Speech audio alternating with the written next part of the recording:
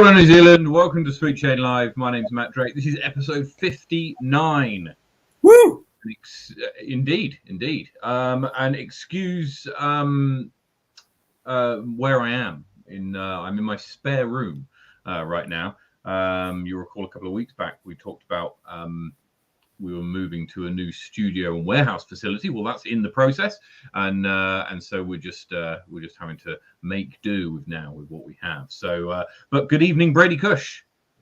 Good evening, Matt. Yeah, missing the discs. You know, like it's just kind of bland behind you now. Well, it is a little bit, but I would say wait a couple of weeks. Well, maybe more than a couple of weeks. 6 weeks when we've moved into our new studio, and the new studio is going to be decked out with all sorts, so something to look forward to there for your visual pleasure. Now, will there be a certain first run disc on that wall behind you once that new studio is in place? There'll be a few first run discs, I would have thought. Yeah. Rumor has it, yeah, you have an overseas first run that doesn't even exist anymore. Well, exists in plastic, but it's been reground into other plastic. Oh, what? Yeah, the Casterplast yarn you must be referring to. Yes, I was fortunate enough to pick up a nice minty yarn earlier on. Then yes, it will be on show. So yes, I shall be flexing that later. Anyway, let's get on with tonight's show. We've got a great show tonight. Hot scores first up. Then we're going to go, and we've got Mikey Yu joining us this evening, following his win at the Queenstown Classic last weekend. And then we're going to go into a bit of a deeper dive on power rankings. So we've got the latest power rankings from the Queenstown Classic. But if you are disappointed each week that you don't see your name on the power rankings, well, this week might be your week as we go deeper. And we go down as far as the top 60 ladies and the top 100 men. Don't worry, I still don't make it. So we shall see. We'll be doing that. We'll be doing that shortly. Right. So Brady, kick us off. Hot scores down south. Hot scores, yeah. Let's kick us off down south as ever in Invercargill in the alternate layout. Thank you guys for turning off all the other layouts to help us at Sweet Chain out. At Queen's Park, Ethan Stout and Johnny Ferrari coming in with a hot round of -13 this week. Over to Dunedin and Chingford Park, we have Jack Maffey coming in at 7 under par. In Brockville, Harry Fraser and Matt Pritchard coming in at even. Over to the Gardens, everyone getting ready for the Classic. We have Stuart Gilchrist, Pete McRae, and Alexander Bashford coming in at -10. Over at Tucker's Beach, not many rounds were played, so Alex Page takes it out with a hot round of +3 this week. Let's hop over the Crown Range out to Ely Point. Vinnie Wilson down from Auckland coming in at -3 for the hot round at Ely. Nice shooting. And Vinnie Wilson again popping up at Lismore Park ties John Menzies at 6 under par for the hot round in Wanaka. Up to the Garden City, up to Christchurch and Jelly Park, Gregor Brosnan coming in at -15. Good shooting for Gregor. Brooker Ave, we have Joseph Berry and Jeremy Brockenshire coming in at 7 under par. Queen's Park this week, we have Ashton Clark coming in with the perfect round of 9 under par. Great shooting, Ashton. And shout out to the Nelson boys, to Nelson Tasman Disc Golf in Brantford Park at the pop-up. Anthony Andrews coming in at 16 under par for the hot round this week to round out the South Island. Matt, take us through the north. Fantastic shooting. Well, a certain Gus Van Gisteren came to the capital this week. And took out Berrenpour with an 8 under par off the main tees. That's tied the course record, I believe. Brady, you've hit that score a few times, but yeah, once or twice. Yeah, good shooting. That's the best score of 2022 so far. He tied with you to take out the hot score at Hikoikoi with 5 under par, and also had time to get up to Hardcore Park and shoot 3 under for the hot round there. So well done to Gus for destroying. Ooh, hat trick for the capital. Arthur Horn hits the hot round in Palmerston North. I'll put a link later in the mighty Manoa 2. And over at Spa Park in Taupo, it's Sean Ashford and Steve Lawson who tie on even par. Across to Flaxmere, Rado K shoots the hot round with a +1. And up at McLaren's, Brad Taylor shoots even in Tauranga. And up at Henderson, it's Richard Waterson who hits 11 under par of the League 18 round. Speaking of the league up in Henderson, Michelle Simpson did enough this week to take out the ladies division. We were 4 under par, and Les Watane, the amateur masters champion, takes out the men's division at Henderson. We also had some sanctioned disc golf this evening being played down in Christchurch at the Thursday Throwdown. And it wasn't Jaden Watkinson who took it out this week. Indeed, it was Joseph Berry and Mana Placid, both tied at 14 under par. That was 10-10 rated. So very well done. Jaden came in third. And in the ladies division, Sapphire Waidua, new name, shoots +5 to take out the ladies division. So well done to her. Right. Last weekend was the Queenstown Classic in the gardens around Queenstown. We've got the results. The results of the weekend in MPO. You had Jack Bailey and Ashton Clark tied for 6th. Roddy McKay, great performance to finish 5th. Ben Wheellake finished 4th. Morgan Hartveld, great performance again from Morgan to come in 3rd place. Jaden Watkinson, national champ Jaden Watkinson in 2nd place. And as we said, Mikey Yu takes out the win. In the open ladies, new name Michaela Crisp takes out the ladies division. And in the Pro Masters, Hemi Teofitu takes out the men's, and Nicola Stout takes out the ladies. So joining us this evening is the MPO champion, Mikey Yu. Good evening, Mikey. Hey, guys. There we are. How are you this evening? Doing well, doing well. That's a lot of hardware behind you. Sorry, a lot. What? Oh, the hardware, like the trophies. Are those both from Classic? Did you win 2? Yeah, so if you get like the hot round and the open, they're like, so this one is the men's open win, and then this one, which is I'll move these, with the big stone underneath it, is the local one, where if you like the local hot round and best one. It's heavy. I think it's a good getting close to like 15 kilos or something. 10 to it's heavy. So yeah, pretty sweet.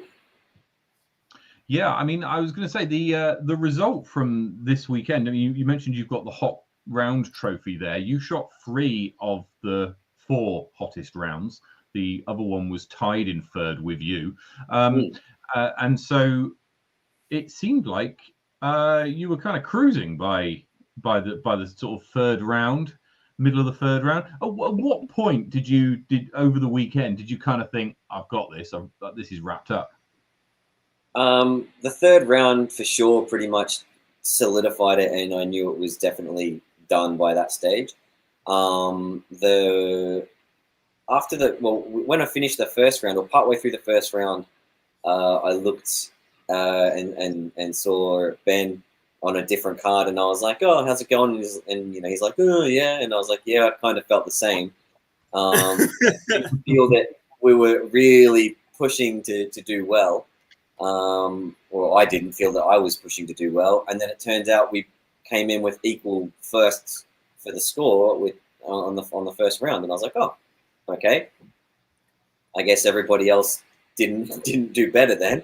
And then the 2nd round was a little bit better, a couple of shots better, and I still wasn't putting as good as what I wanted, and missed a few.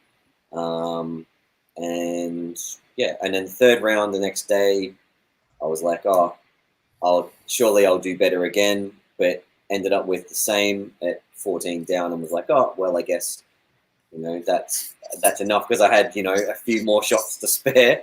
So I was like, okay, cool. And then the last round, everybody started a bit poorly. Like if you look at the scores for that last round, there was a lot of unfortunate bogeys and unneeded bad scores in that round, and still came out 10 down, and added an extra shot to my lead. So I was like, okay, I guess it'll all be okay.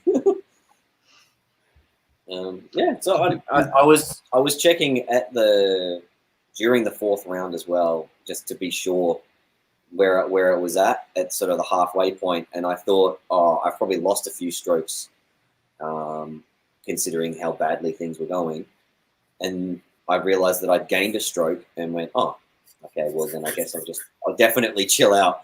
Well, it seemed to work, because in that middle section you went on an eight-hole birdie streak. So do you think it was that kind of being chilled out? I've got this in the bag. I can kind of foot off the gas almost. I can take it. Does your mindset change, and did you think that had a positive impact? Definitely. You're just sort of more relaxed, and you're not too worried about it. You're like, well, I know I can just play my normal shots. I don't have to try to do anything out of the ordinary, and it will all work. And Gardens is not a big course. It's a course that anybody can win on.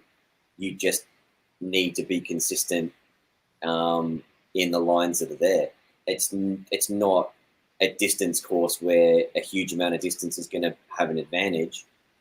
I mean, there's only 3 holes where that kind of even sort of matters, but even then, a lot of the time, everyone's going to take a 3 on at least 2 of those holes, and then if it works out and you throw a good drive, you're parked and you'll take the 2, so you get an extra shot on everybody. But a 3 is totally okay. You don't have to get the eagle on those holes. If you were to get the eagle on hole 15, which is the longer hole on the course, that's sort of the true par 4, you're definitely taking a stroke on everybody. Yeah, there's something going on there. If you take an eagle on that hole, it's very difficult.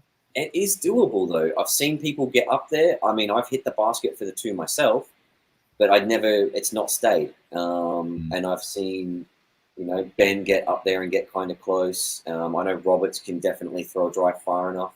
I'm sure Jay Watkinson could probably get a drive down there far enough to have a long putt.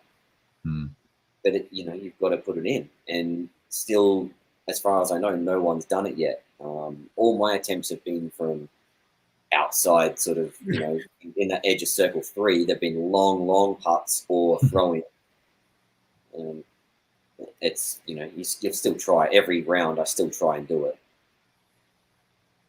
Well, it's interesting, like I was going back through scores and looking at like kind of the score separation between like players, like, and you were just up here in the Capitol for nationals with, where it was pretty close. Like most players were like 1 to 2 strokes between kind of like each place, but you were 9 strokes out the front. Like you were 8 strokes out the front, like going into the 4th round. Like, is it the course? Is it the competition? Like what kind of changes from like nationals to Queenstown that like people might not see if you were just looking at the scores? It's a much more wooded course than what it was at nationals. And it's not as long.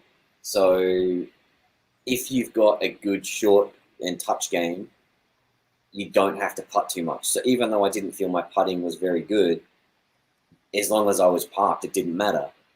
And putting it close and, inside the inside circle, like you're generally going to make most of those putts, which worked out well. Whereas nationals, longer course, consistency in long drives and more wind. There was a lot more wind at Wellington than there was for the Gardens. There was a bit of wind in the Gardens. It wasn't crazy. I've definitely played it in a lot worse in previous years and had very equal. Like if you look at last year's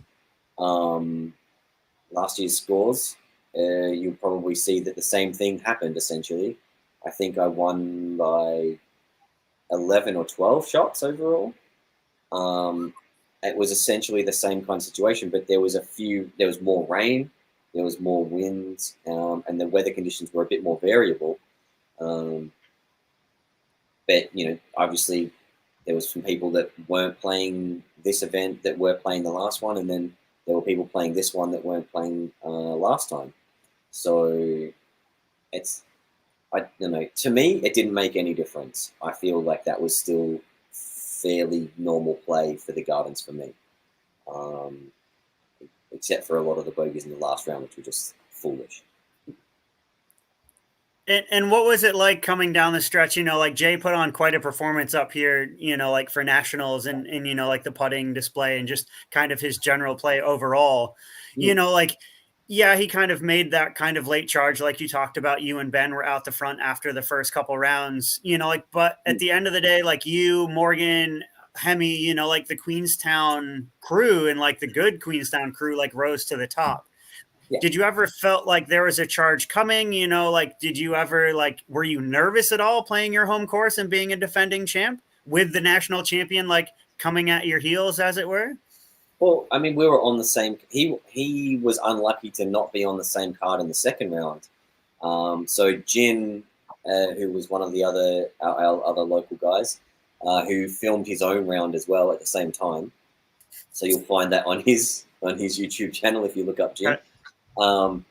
And he made the lead card for the second round. So because his PDGA number is older than what Jay's is, and they had the same score.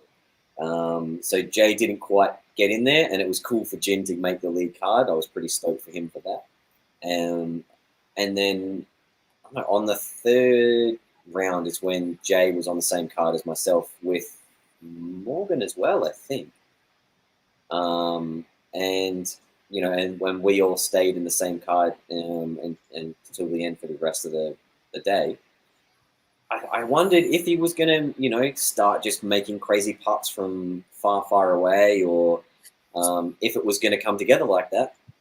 And I tried to get him to do it. I was like, oh, so we're going to see some of those putts. And, he did bang a few epic putts from deep circle too, and he made some killer ones, which were amazing. But he also missed a lot of putts too. Like, he wasn't feeling his putt in the same kind of way. I mean, I wasn't putting the best. It's just local knowledge and landing closer to the basket on more of the drives gave me more tap-in putts, whereas he had to work harder for his. And that's probably what made a difference. He learned and changed his shots from the third round, playing the round with me, to playing the last round as well. So there were certain holes where he felt that he mustn't have done as well, and he watched what I did in the third round, and he then changed and copied that shot, and that worked out for him.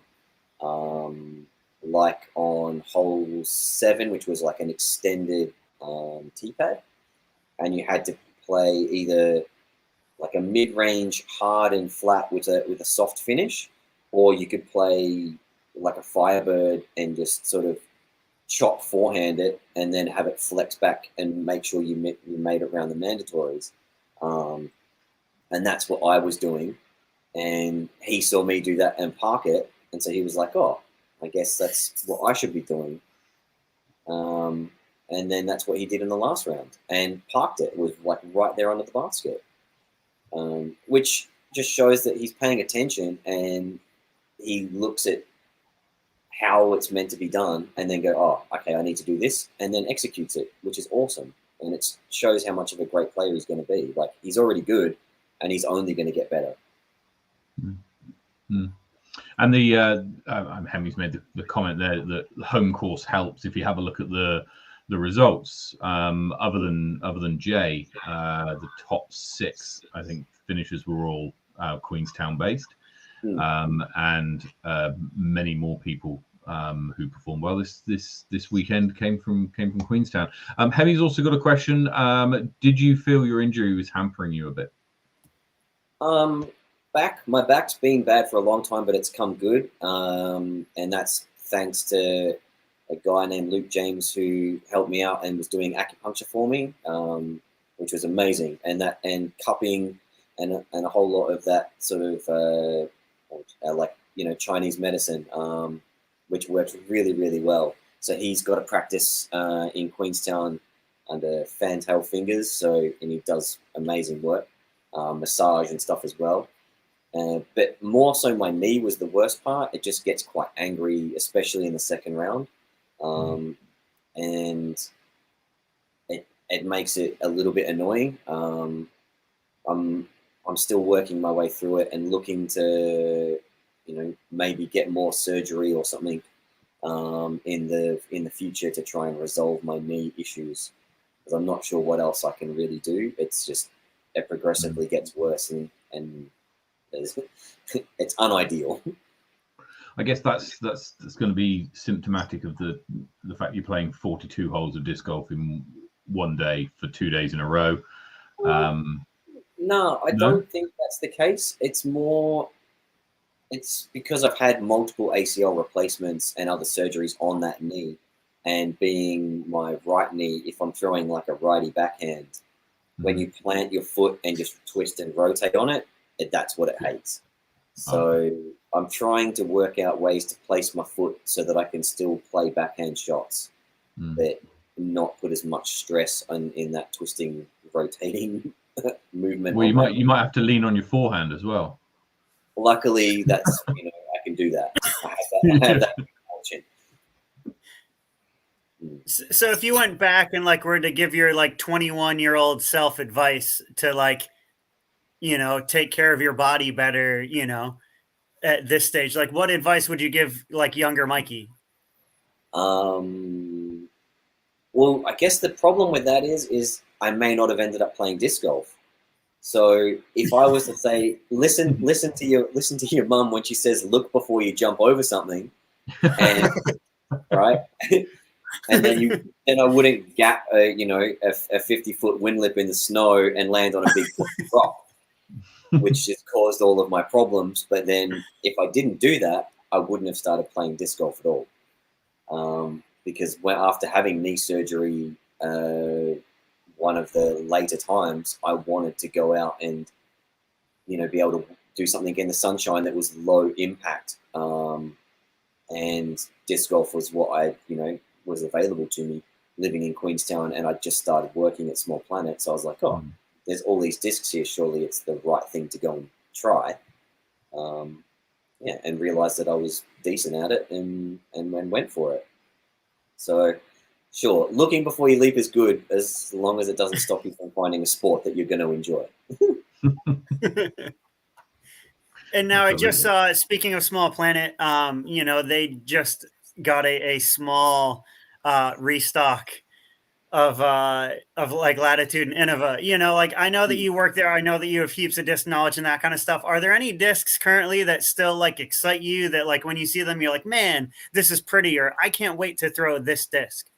Yeah, there's definitely discs in there that are going to get, I'm assuming, released on, the Facebook page, so that everyone will have kind of sort of fair chance.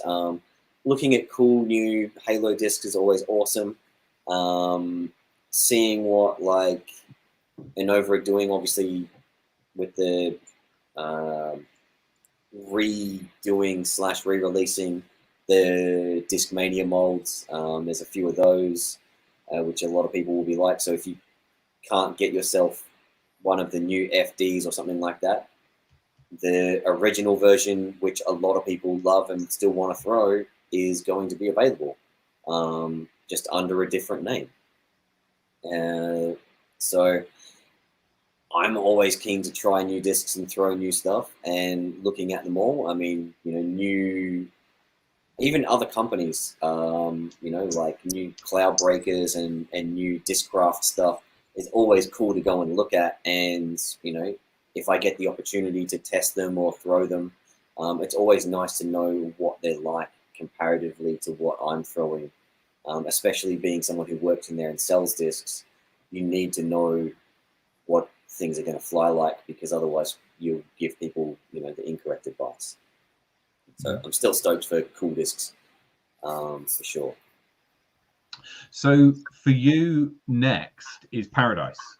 Correct. In a couple of weeks' time. Now, by your own standards, last year's Paradise perhaps didn't go as well as you would have liked. It's dismal.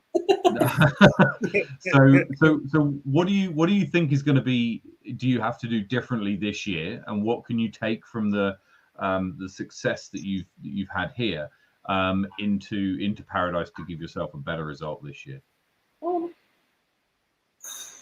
I guess like I've been going out and practicing a little more at Tucker's just for open sort of field stuff, because the front half, if they don't change any of the current Paradise layout from last year, then if it's very similar to that, knowing where I'm going, like I was throwing generally into the right spots. It's just if the wind was doing something funny and I got unfortunate, or I made a poor up shot.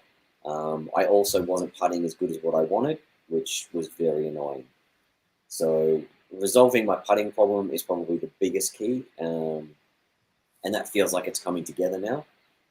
It's better than what it was at Nationals, but it's just takes time sometimes. When I had a big gap where I wasn't throwing at all, and I missed a lot of competitions that I wanted to play.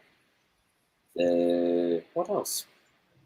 The wooded section of Paradise, I'm not sure if all the holes are going to be the same in there. There were some that a lot of people found overly challenging, and some of the lines weren't as obvious, shall I say, as others. But it's a fun course. I always enjoy being there, and I always enjoy playing it. Obviously, making sure that I play well makes it much more enjoyable. So hopefully this time, I get out there and play well, especially going, I think on like the Friday is like the practice day for everybody. So, I'll try and get out there nice and early and walk around and sort of make sure I know where I'm going. Bright colored discs is always super key. And I was mentioning that to somebody whose disc I found at Tucker Beach, who said, "Oh yeah, I'm from Paradise." I'm like, "Oh, well, your green Star Destroyer may not be the best choice to throw at Paradise. You might want to go with fluoro pink, bright blue, maybe day glow yellow, because you don't want to be using up 3 minutes of your time for a lost disc / walk back to the tee 100+ meters away up a hill. No, You're not going to be very stoked for that." That's true. Yeah. Okay, you mentioned your putting and that you want to do a little bit more practice there. Fergus asks, what's your routine for putting practice? Lately, I haven't had as much time to go and practice as I'd like. I've been looking to sort of improve that. But when I do have time and I stand and I putt, I'll generally have 4 putters roughly that are all fairly similar in flight if possible. I've been trying to work out what putter I want to use and just have as my putter all the time. And I'm not totally decided as to which way I want to go just yet. But when putting, I do practice different styles of putts as well. So I have my standard putt, which is fairly in line, and I run from my knee and I extend from low to high towards the basket and into the center of the pole. And then I'll pick up my feet and reset my feet and then putt again. I'm not the kind of person who will stand, putt, and then just leave my feet in the same spot and then putt again.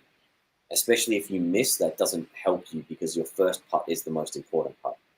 And if you're not lining yourself up at the start, then there's no point in the second putt going in because your first putt already missed. And that's sort of how I view it. So I try to set myself up right, putt, take a step to the side, or even just pick up my front foot and then put it back down again, and then putt again the next time. I practice straddle putting a lot as well for, the outside circle up and down kind of a putt. And also even closer stuff where you've got to be around trees and bushes for Paradise. That's super helpful.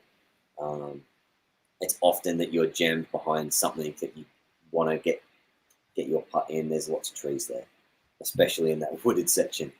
And And then spin putting. I've been wanting to get a lot better at spin putting, and I do okay at it, but it's not my number one go-to putt. But in the wind, and especially in headwind and some crosswind situations, it's the putt to go for. It'll all, if you hit it straight in the middle, it's going to go and hold and be straight in the middle. And I think having all the different styles of putts available can help your game. So I try to putt all of them and spend, quite a few reps on each one. The other day I was doing spin putts, and I probably went backwards and forwards across one of the baskets in Queenstown, where there's a bit of an angle on a slope, so I can putt from the side of the slope to keep it at the normal height, and I can go up the hill a little bit and putt downhill, and then I can go down the hill and putt uphill. And so I get all the different sort of putting styles all in one area, which is quite helpful. And I'd spend a good 40 plus minutes there putting before a round if I've got time. And sometimes after I've played my round, I'll putt. Good stuff. And Good so stuff. like with a notching another like win on the belt, like taking down Queenstown Classic, like you didn't perform too terribly, like Nationals went okay. If your putting comes right, do you think you'll have a chance to push for that like tour win again? Like, are you going to try to push for the tour championship? This year, it's not even possible. So a lot of people, if you don't know what the scores are, I'm not sure if they're easily available to see. I looked from the previous one that was listed, but knowing that Levi's got a first and a second in a major, and he's already got, I think, 3 other wins according to what the year breakdown is. It's already done. So it's not like I can get first.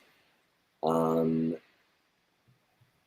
not sure if Jaden has realized this, but he potentially could get second if he wins some other events. Mm-hmm. If he doesn't win, then he might not be able to get second, and Jacko can probably do it if he gets his 3 wins in. Because I'm as far as I know, it's only a best of 5 this year, or for this weird season. So Levi has got it. Jacko and Jaden will fight out for who ends up being second, provided that they both really push to get their 3 wins of the other events. Mm-hmm. And if Jaden gets 3 wins, he will finish above of Jacko. And for me, I'm essentially looking to hope that they don't win any other events and that I beat them out. But the amount of points that I'm missing off of the majors will probably hold me back, and I'll be in that 3rd or 4th spot at a guess. Yeah. I don't know if anybody else is going to pass me in from any of the other events that they've played. I don't know if that's possible, but I didn't really look too heavily into it. Yeah. So there you go. That's my guesses on who will win, because I kind of have worked most of it out. Well, it's an interesting one. And I think we might have a few questions for in regards to the absence of that in future episodes. Mikey, thank you so much for joining us this evening, and congratulations on your win at Queenstown Classic. 2nd year in a row. You'll no doubt be back in 2023 to get the hat trick, or at least attempt to. And very best of luck at Paradise. Cheers, thank you. Oh, and don't forget Simon. He's also got a couple of good finishes in majors.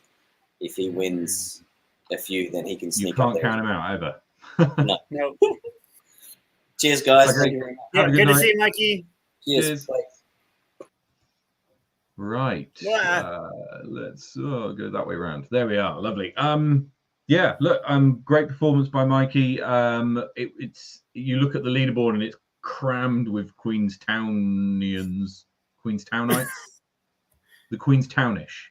I don't know how you. Queenstownish. If you're from Queenstown, like leave what you guys call yourself down below. Word is it? Queenstownite? I don't know.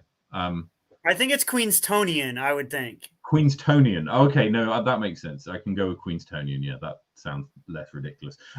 But so yeah, great performance by those by everybody in Queenstown for their results. Just on the last point there, Brady, I have to say I'm a little bit sort of frustrated and a bit kind of miffed that the tour standings aren't available and haven't been available the whole year or the whole of this season. I appreciate it's a mid-season or whatever, and that T-Pad's being moved to another system or whatever, and they've got to get someone else to redo it and etc. But it's middle of March and we've got nothing. Right, we have 3 months left in the year. Is it June? 3 June months. is the end of the season, right? Yeah. So June. April, May, June, still plenty of events to go. And yeah, we've got a shortened season of 5 events, and it looks like what Mikey said is true, and that Levi's probably got it wrapped up with a 1-2 at majors and 3 other wins. Fair enough. But there'll be people out there, especially as we've seen a lot of tournaments say, hey, you want to register for our tournament? You got to be in the top 64 according to the New Zealand Disc Golf Tour, right? So there'll be a lot of people out there who are kind of going, oh, wait a minute. If I enter this tournament or do particularly well in this tournament, I got a chance of sneaking into the top 64, which then makes registration the following year a lot easier, right? Currently, they're blind for everybody. We don't know where everybody is, let alone people who might be fighting for personal pride of wanting to beat themselves what they did last year, or a matchup that you've got with a mate, or I want to make the top 10, whatever it might be, right? I just think there's a whole lot that people are missing out on, because something which seems, I mean, I hate to say things are relatively simple because they're not, but I would have expected a little bit more. Well, and the other thing is that, like, and I remember, like I served on the New Zealand Disc Golf Board for like 5 years, like before kind of stepping back and focusing more on like Wellington and like being able to like achieve nationals.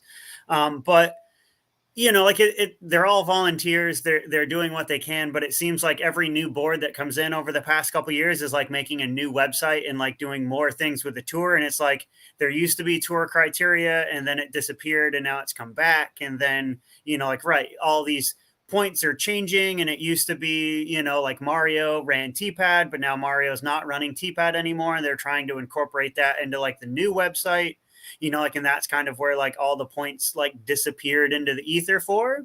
But yeah, like it's kind of interesting, the fact of, right, like, oh, like these top 64 and, get to register early for New Zealand disc golf events. There are certain events like Generation Disc Golf running their 1-day events down south. Like, it's just fair game. Anyone can register, like a lot of these leagues around the country, like anyone can register, and it's, Mike even brought it up of, like, I'm a great example of like, I'm a top 20 player. I finished like 14th last year. Like I was 1 major away from finishing in the top 10.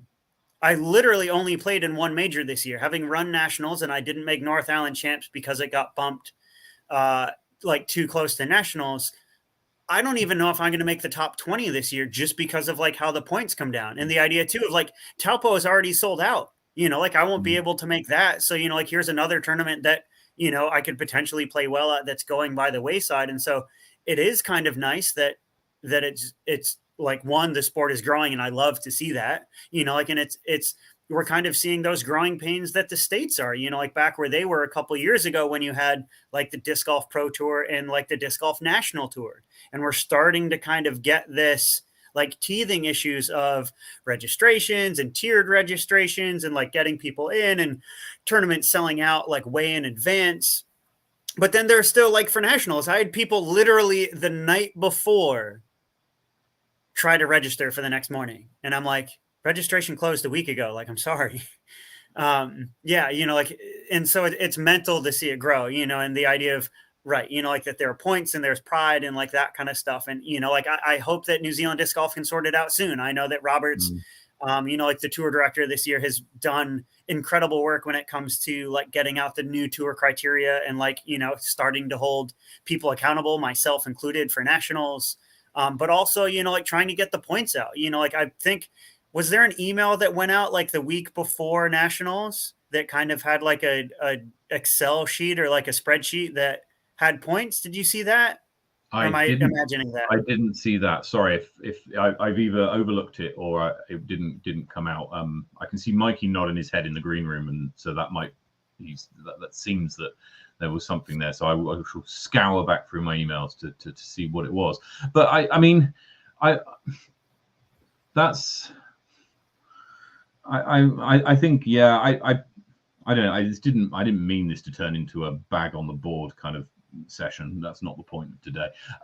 But I did expect by this time of the playing year to have some form of you know, point system for the New Zealand tour, given I think how important it is, and actually I think it's even more important given the growth that you've talked about, and given that we're seeing tournaments with 160 players in, which is fantastic. I think the board has to make sure that its image it keeps up with the growth of the game. I think it's got to maintain a level of professionalism, which in my view stretches to publishing the scores as the sport grows. I mean, I could be way off, and you know, if that's the case, then that's the case. Well, actually, this brings up a good point that I'd like to, you know, like spend a second discussing anyway of points. Like we discussed it in Wellington, you know, like the idea, we've been running bag tags for a long time, and like this is going to be the first year that if you finish in the top 15, you'll get the chance to get that tag when we start tags next year. Yeah. So the idea of last year, eh? Yeah, I gotta love that #1 tag, eh, Matt? No, but the question is, okay, so, well, this is a great question. So like we in Wellington have decided 15, you know, like that 15 is a good number for like the amount of people and the amount of tags that we sell every year, that's a good number to represent like people who are playing for a little bit more than pride. You know what I mean? Like where the tag number truly matters for those top 15. So my question to you is like, as a player, you know, like, cause I've been around the tour a little bit longer, how many positions do you think are playing for points? So like Mikey talked about, you know, like he's been top 1, 2, 3 for quite a few years now. Like Mikey is arguably one of the best players in the country, like super consistent in tours, you know, like has wins and like that kind of stuff. So how many places are playing for points and playing for the win? And how many, like, and at what point do you start playing for pride? Does that make sense? So for you, like as a player and like for points, like what do the New Zealand disc golf points mean to you as a player? To you, Matt Drake, as a player on the New Zealand tour points mean what? The only kind of thing it means to me is, I'm bearing in mind that I'm an incredibly mid to low table kind of player, right? So I'm an also round. But there's a lot of also round. There's a lot of people who fit into that category, and really the only thing for me is whether I can finish high enough to perhaps sneak into a bracket that would allow me to register for a tournament a day or two earlier. I mean, nationals is a great point, right? Because I remember when nationals first started, because of my rating and the previous year's position. And that's all my own doing, bear in mind. I fell into the final tier of registration, right? And if we'd seen the registration take up for nationals as we'd seen for some other tournaments where it was selling out, you know, in 45 minutes or whatever, then I wouldn't have got to play, and that would have been frustrating because it's, you know, hometown and all that, and nationals. But that's the only thing. That's the only thing for me. personally, I don't hold them in a huge amount of prestige. I think the way in which previously it's done, whereby, for example, Mikey's entered into the Masters division purely because that's his age and not based on the division that he plays all of his tournaments in. I think he's daft. And so, yeah, I think there's a few things wrong with it. But hey ho, that's my view. They don't have a huge impact, if any at all. Well, and that's okay. So that brings up another good point. So I like that of you personally being a mid-level, like an MA1 player. Yeah. Like you are trying to compete to make the top 64 players so that you can get early registration. So then my next question, which I love. So you have people like Mikey who are playing for the win to try to be tour champion. You have players like yourself trying to make sure you can play the events that you would like to play. So then, do you feel as we go forward, as growth comes, that your placing on the New Zealand tour should be what gets you early registration? Or do you think that your PDGA rating should be more important when it comes to registering for an event? I think PDGA rating. Ooh, spicy. Why is that? Yeah, I think PDGA rating, and there will be people who disagree with that. That's fine. I think that it should be. And the reason why is that as we've spoken about, I think the tour points system and the way in which tour points are calculated isn't. I don't think isn't really. I mean, it generally gets it sort of right as to who the best players are and stuff. But we'll go through this we're due a stats episode where we go through all this kind of stuff and we go through how we calculate how the NZDG tour points work and how for example, my power rankings work. And so. I'm happy to take people through that because I understand how it's calculated, and I'm not sure that the way it's done is as good as the PDGA ratings, which do have their flaws, admittedly, and a lot of the bandings that they put out suggesting divisions, etc., doesn't really apply for New Zealand as well as it does in the States. But I think PDGA rating is better than New Zealand tour points to do it. Also, it takes into account more events, right? Because there's heaps of events, including loads of leagues now, which have your PDGA rating updated with and aren't part of the New Zealand Disc Golf Tour. So all of Generation Disc Golf's series, for example, aren't on the New Zealand Disc Golf Tour, and yet your PDGA rating is affected by them. The leagues that are being run down in Christchurch right now, and we've held Wellington Spring and Summer Leagues.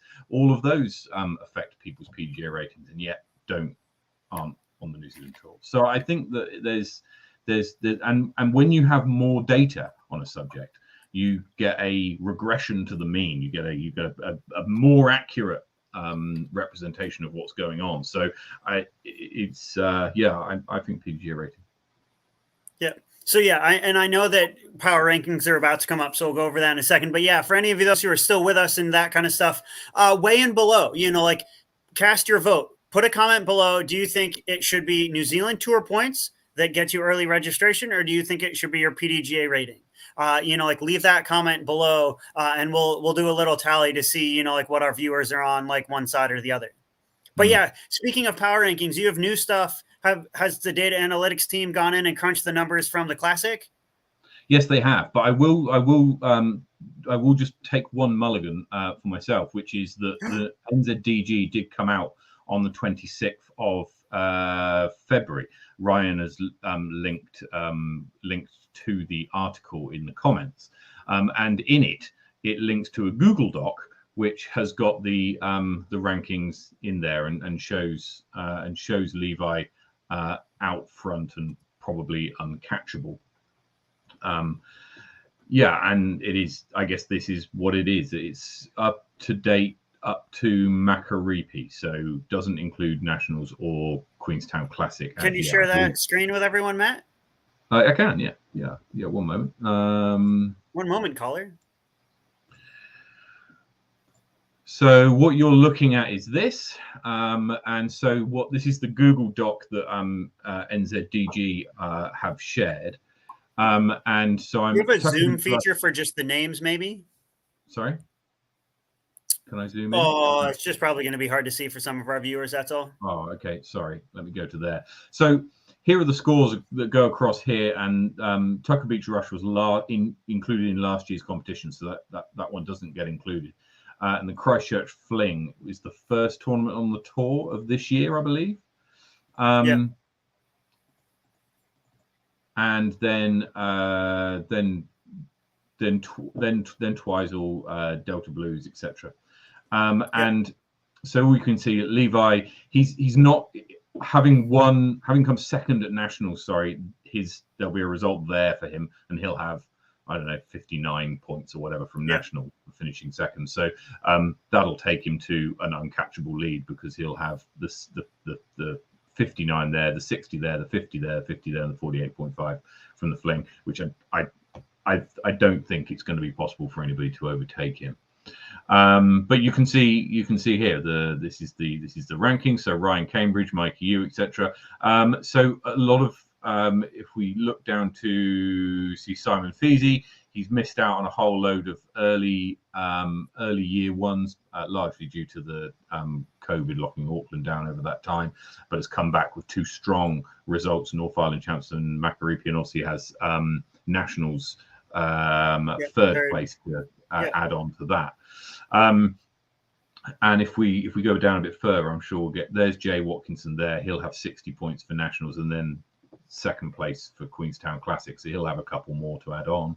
And oh wow, didn't expect to get 50th. That'll go down, I'm sure. And then Jack O'Sullivan will be somewhere on this list, but I haven't seen him yet. I may have gone past him, but anyway, so what I'd say is there's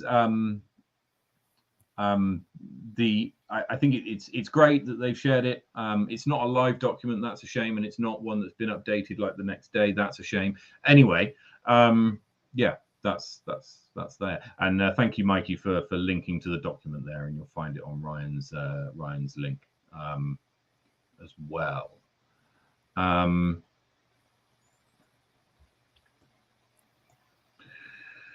Right, lots of comments actually coming in. Let's go to some of these comments. Elliot asks, and Jason agrees, why have early registration at all? Right, Brady, where do you sit on this? Early rego or no? Oh, I'm 100% early rego. Yeah. As a tournament director, it just makes everything considerably easier.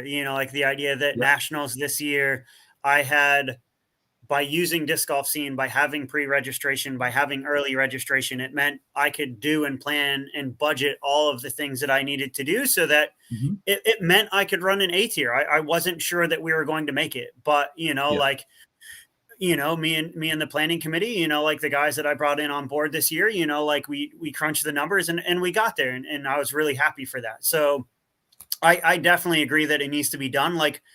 Especially for me too, with nationals, with the event that I held, I wanted the best in the country to be there. You know what I mean? And so we did everything in our power with registration, with as much communication as we had, with giving as big a windows, where it wasn't like, oh, you have a couple hours to register. It's like, no, you had 48 hours. You had a couple days for each tier. So you could actually properly try to get the best in the country to register first, and arguably they did. And if you look, nothing against the Queenstown Classic, nothing against what happened in that kind of stuff, but nationals was competitive. It did come down to the last few holes. There were a couple strokes in it. It wasn't a blowout. So the idea that the competition that we saw, the footage that's about to come out, everything is sitting there waiting for commentary, is going to be incredible. And so, early registration allowed that to happen. If you just had, oh, hey, look, and again, I don't really want to bag on, this isn't me bagging on Auckland. I'm just using you guys as an example. It's oh, sweet, I'm chilling on a Friday night, I'm stuck indoors because I don't want to go out and, risk any of the crazy things that are going on outside your door at this crazy time in the pandemic. and you're just sitting there in front of a computer and you happen to log in at the right time and you happen to, you know, like register at the right time. And then, you know, you have a bunch of like junior players are great. MA3 players are great and like that kind of stuff. But as a tournament director, if I want the best in the country to be competing on my course and to be competing for a national title or a regional title or a North Island championship, I want those players to get that chance to be there. You know what I mean? And if all the regular local players are like jumping in and that kind of stuff, I can't necessarily feature or have those type of players come in and play my event from a tournament standpoint. Yeah. It's an interesting one. Fergus makes a point. I'm going to make a counterpoint to this, but I'd be interested to hear your views, Brady, as well. Yeah. Fergus says, but at the same time, there are a lot of players that don't have the opportunity to play in the leagues, such as Christchurch One and in Wellington, and the only chance for their PGA ratings to be updated other than is through tour events. What's your counterpoint, Matt? Well, my counterpoint is that PGA leagues are incredibly easy to set up and run. So, Fergus, I don't know where we are, where you're based. I think you're based in Auckland. Correct me if I'm wrong. And if you play in the Henderson Weekly League, I mean, that league gets 50, 60 people show up every week, right? There's not a lot of extra work to make that event a PGA sanctioned event. Now, sure, there are some things that you need to do, right? So, and there are, Fergus is based in Tower now. I couldn't have got that more wrong. But anyway, I'll use Auckland as the example, and then I'll come down and give an Tiana example. It wouldn't take much at all to make that event or that league a PGA sanctioned league. It's actually incredibly easy. The PGA are very loose on their restrictions and necessary things you need to do in order to run the league. I remember I've spoken to a few people around the country about setting leagues up, and Fergus, I'd be happy to do the same with you as well. If you want to send us a message, I can go through it in a little bit more detail. There's not much to it. It's pretty easy. And so what I would say is, you know, you really only need three propagators to kind of get your rating from it. There we go. And then that's it. If you want to run it, build it and they will come, right? Brady. Well, Mikey's giving us that we need 6 propagators, I think. But I think it might be less than that. I think it might be less. I want to check it. I'll tell you now, you need this many propagators. Well, you don't need any. So like the idea of like running a league, trust me, like I've been running PDG events for 8 years. You know, like you don't need nothing. Yeah. You could play, if you have discs and an object course, you can run a PDGA league. I am not joking you. Yeah. Like the fact that Fergus, you're in Te Anau, I know that Te Anau has a course. It has actually a pretty decent course. I'm pretty sure I love the back nine. You can have a course there. Like they're not, who cares if they're not PDGA, like baskets with like the big old lobster catchers out on the front nine, you know, and then you have the helixes for the back nine. You can still run a PDGA event. You can still play in that PDGA event. You can run a league for anywhere from like 6 weeks to 10 weeks. That'll instantly make you a propagator if you run one of those leagues. Yep. So all you have to do is run 2. Matt's run 2 out in Upper Hutt. I ran a 10-week league here in town. So please, Fergus, reach out. We'll help you run that league. All you need is you need a course that's measured.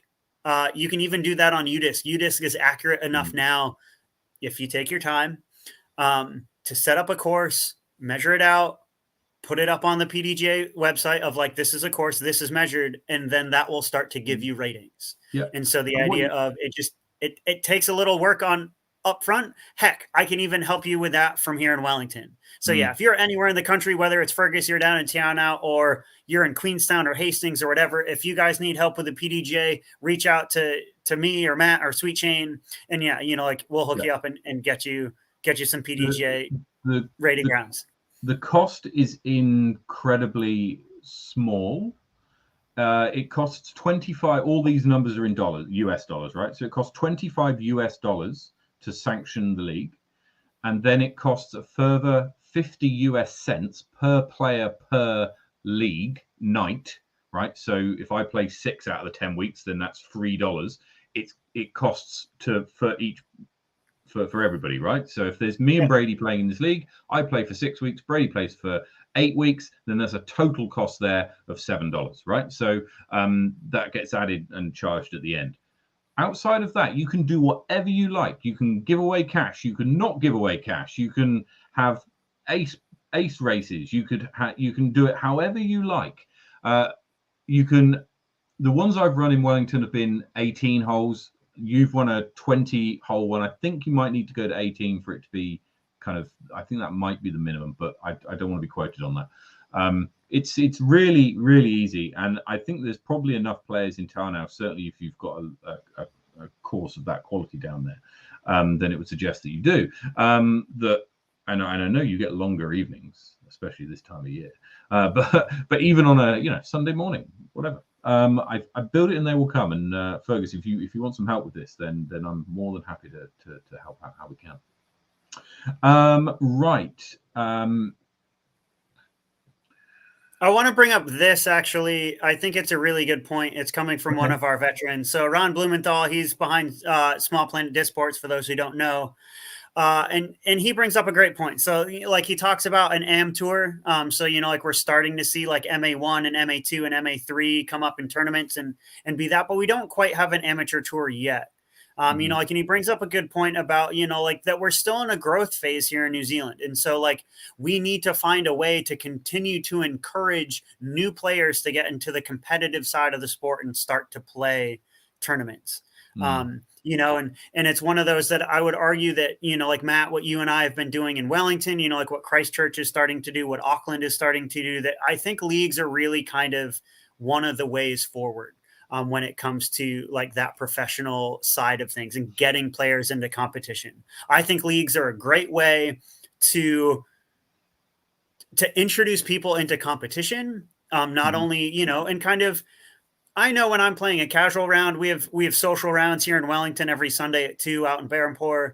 I'm going to remind someone, hey, you can't like hold that branch out of the way. It's like, oh, actually, like kind of watch your foot placement. It was a bit of a foot fault. You didn't step behind your mark. You actually stepped on top of it or to the side of it, like just kind of be mindful the next time, but once you kind of start to get leagues, oh, it's a little bit more competitive. Oh, it's a little bit more serious. And I'd really like to see more leagues kind of pop up. And I think that's a kind of great way forward. And I think that if we make those leagues PDGA sanctioned, they don't necessarily need to get you tour points, but if that PDGA rating then starts to get you early registration, that means you can start to register for your local and for events as you go forward and play around the country. And I think, that'll kind of be a great way to get people into that competitive side of things.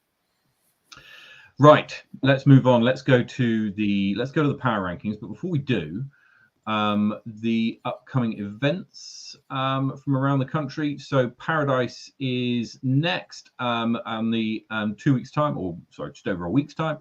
Then we've got the Brook Park Brave in Te Kuiti. That's 3 weeks after.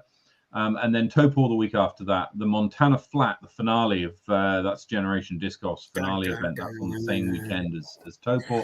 And then the King Country Classic the week after. So quite a few 3 weekends of back-to-back mid-North Island tournaments there. If you live in the area, you're in for a treat in April, as you get to play free tournaments on your doorstep. So try and get to those if you're in the middle of the North Island. Well, I was going to say, I can mention, like us here in Wellington, the Greater Wellington Committee are currently working to have our next Te Upako, so our next club day. We're looking to actually do that first Sunday in April, so April 3rd. Potentially there's a Te Upako coming out at Trentham to help support Scott and Woodhouse Disc Golf out there and, help grow that community and club. Keep an eye out for that if you're in the capital. Even if you're in the Greater Wellington region or in the lower north, feel free to potentially join us for our next Te Upako. Keep an eye out for that. But Matt, let's see this data analytics team. Who's top of the table? Right. So the top 20 in each division. In the ladies division, Amy Whitmore moves up 1 spot into 11th place, and Michaela Crisp, after her victory in FPO, climbs into 20th position. And in the men's division, Mike Yu climbs 11 places up to 5th. Hemi moves up a spot and a few other movements in the top 20.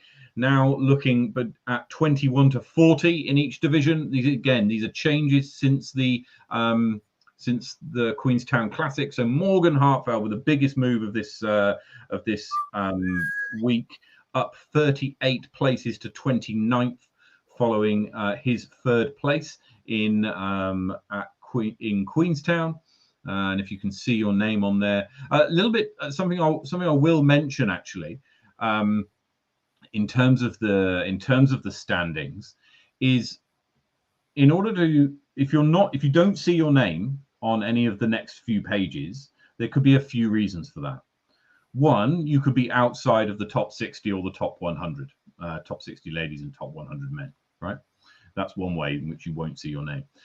The other way you won't see your name is if you're a lady and you've played fewer than 3 events, so 2 or less events in the last 40, or if you're a man, then you've played fewer than 5, so 4 or less events in the last 40. Okay, and that's kind of a rolling period. So as we go through, if you played an event and then that drops you out, and that'll drop you out of the rankings, and that's to maintain a little bit of the integrity of the rankings, to ensure that we don't get big sharp movements up and down, and to ensure that we've got a suitable enough data. So yeah, there we go. Some well-known names in the top 40 there, with Morgan Hartfeld moving the most. As we go, went too far. As we go down, Gladys Bernardo took out 2nd place in FPO and moves up 7 places to 49th in the process. And Roddy McKay took out 5th in MPO and moved up 23 spots as a result. And Paul Child's runner-up in MP40 was enough to move him into 43rd, and so that becomes, in this example, his 4th tournament in the last 40, and so that's why he jumps into there. We've got MA1 champion from Nationals, Mitch Hudson, there in 47th. So looking at 61st to the 100th in the men, Jack Bailey had a strong Queenstown Classic, moves up 17 spots, and Jin Kato moves up 31 spots thanks to his 8th place in Queenstown. So hopefully you can see your name on the list there. Of course, your name might not be on the list if you're anything like me and you come 104th, then you narrowly miss out this time. Yeah, good to see the Hall of Famer there, is actually making the top 100, and, shout out to Patrick Marsland for climbing 14 spots into the top 100. So, really good to kind of see those few players sneaking on down the bottom to make the list this week. So, yeah, congratulations to those guys. Yeah. And there'll be an episode coming up where we, when we don't have a tournament to talk about, then we'll go through these rankings in a little bit more detail and I explain exactly how they work. But this is what they are for now. So hopefully that gave you some insight. Lovely stuff. Right. Oh, it's been quite a have we got anything else on the list? I don't think we do. Lovely. So thank you very much for joining us this evening. Very best of luck, or very well done, sorry, to everybody who played in Queenstown, and particularly the divisional winners there. And very best of luck for everybody prepping 10 days out of Paradise. There's lots of tournaments coming up in April. They're still thick and fast. It might be starting to get cold, but it's still going on. And as we've seen, plenty to play for. Wherever you're playing disc golf this week, then take it easy, play well, get some birdies, and we'll see you next week. Cheers.